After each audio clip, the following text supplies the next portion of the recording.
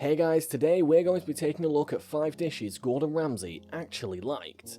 Before we start, I want you to hit that red subscribe button so you never miss out on any of our videos in the future. Let's get right into it. At number 5, Gordon Ramsay loved these French fries. If you've ever made French fries at home, or even ordered them at a restaurant, you'll know how hard it is to get them to all look and taste the same. Some are always too skinny and end up burnt, while others are too thick and don't cook all the way through. Not to mention how impossible it is to get the salt evenly distributed. The difficulty of making such a seemingly simple dish inspired a challenge during an episode of MasterChef. However, for one contestant, Brandy, it was hardly challenging at all. She makes fries for her kids at least once a week at home, so she was already a seasoned pro. Ramsay knows they are winners before he even tries them.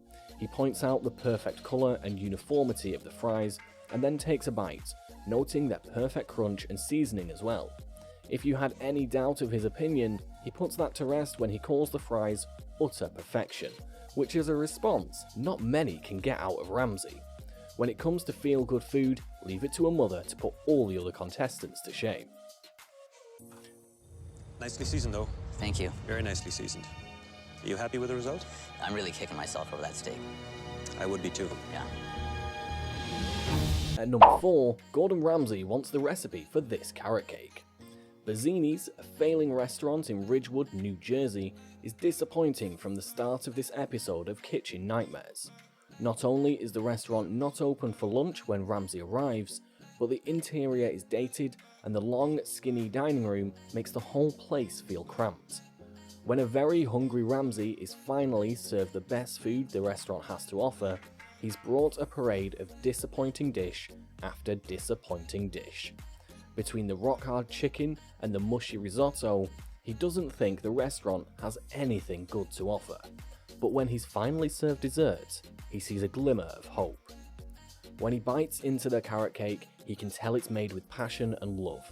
He's then greeted affectionately by the creator of the delicious dessert, Sharon, the restaurant's charming pastry chef. She's thrilled by Ramsay's reaction to her desserts, and is the only one standing tall throughout Ramsay's harsh criticism of the restaurant and its food.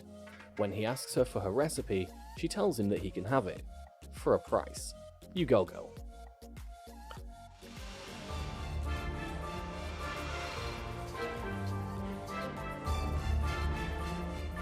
Finally, Ben Starr. At number 3, Gordon Ramsay was off to a good start with clam chowder. In an episode of Kitchen Nightmares, Ramsay travels to Mount Sinai, New York to visit Handlebar. What was once a popular spot for the upper middle class residents of the town has now become a rundown, dated restaurant that can barely turn over 18 tables on a Saturday night. The owner seems to have full faith in both the restaurant and the head chef Melissa, even though she doesn't consider herself to be a real cook. First, they serve Ramsay their soup of the day, the clam chowder. At first, he hides his reaction and calls over one of the owners, Bill. If you've ever watched Kitchen Nightmares before, you'll know that Ramsay calls you over about something he's just eaten. It's rarely a good thing. However, to everyone's surprise, he actually has nothing but good things to say about the dish, calling it nicely seasoned, quite tasty, and perfect for a winter's day. But when Bill reports back to the head chef and tells her the good news, she's surprised, claiming that she didn't think it was a good batch. Unfortunately for the owners, the clam chowder ends up being the first, and only, thing Ramsay likes on the day. At number 2, rice pudding reminds Gordon Ramsay of home. If you've ever watched MasterChef Junior, you'll know that Ramsay is far nicer to the younger contestants than he is the adult ones that appear on MasterChef. However, he was so impressed by this young chef's impressive dessert, it just had to be added to our list. In a Season 3 episode, Ramsay calls 12-year-old Jenna to the judges' stand first to be critiqued. She brings forward a beautiful coconut rice pudding with a mango and mint compote. Before Jenna can even finish describing the dish, he takes a bite. At first, hiding his reaction to the dish, he laughs at the young girl's visible anticipation and excitement. It's so good, he has to go in for another bite.